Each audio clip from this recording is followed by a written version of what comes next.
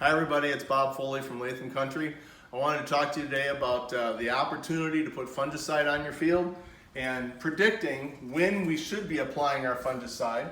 So a few reviews real quick. Reasonings why some people might want to use fungicide. They're very common.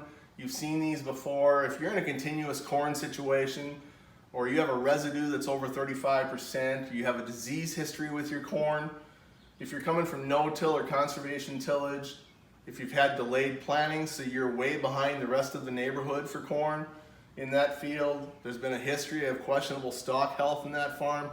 These are all incidences that you have in your mind about the farms you're farming, the fields that you're working in, and you know what's going on. And so you want to pay attention to those because they're more suspect to having disease and problems come along in the fall. Now, we don't always have a targeted approach to our fungicide application, which makes it harder for some farmers to understand, why should we do fungicide? I don't even know what disease I'm going to have.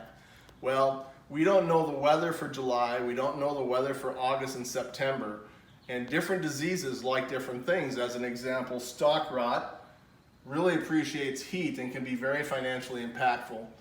But northern leaf blight really appreciates cool weather and can be financially impactful. Both of these can be helped or warded off to some degree and give you an insurance policy by being able to use a fungicide. Now, the other problem we have is, when do we do a fungicide? And so when in plant breeding, we try to get through the 4th of July weekend, and we had crews of kids and field workers coming in, and we didn't know always if we were going to have enough corn for them to be coming in. We'd get 30, 40 people on alert, but we weren't always sure. And so there's a way that you can look at your corn today on the 25th of June and get within 2 days of an estimate of when we're going to actually silk and tassel, the preferred time for putting on a fungicide. And so we brought a few of these plants in so that we could take a look at them today. Now, this one, I've already taken the whorl out of the middle of it, and I just wanted to see, we're not worried about the rest of this plant. These leaves are full in width. They may not have their collars established, but we're not going to include these leaves in our conversation for the rest of this. So we'll take a plant. Now the rest of this field was sitting right around 5 feet tall when we did this. So as you're driving by, that would be good chest high corn. Now what you want to do is take a look at this plant. When you pull this whorl out, and you can go to the field, take these leaves that are already fully developed in width, and don't include them. Well, this one here we won't include either, but now these are all rolled up in there, and so we're going to pull this out of the plant, and when we do that, we get the whorl and all the leaves that are in the whorl, and we snapped off the stalk. And so now, to do this, all we simply do is we carefully unfurl the leaves that have not yet come out of the whorl.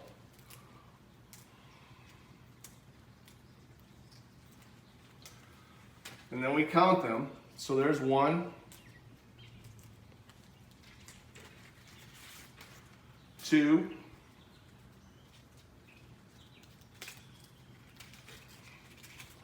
3, and you don't have to be too careful, just so you know the difference between each leaf.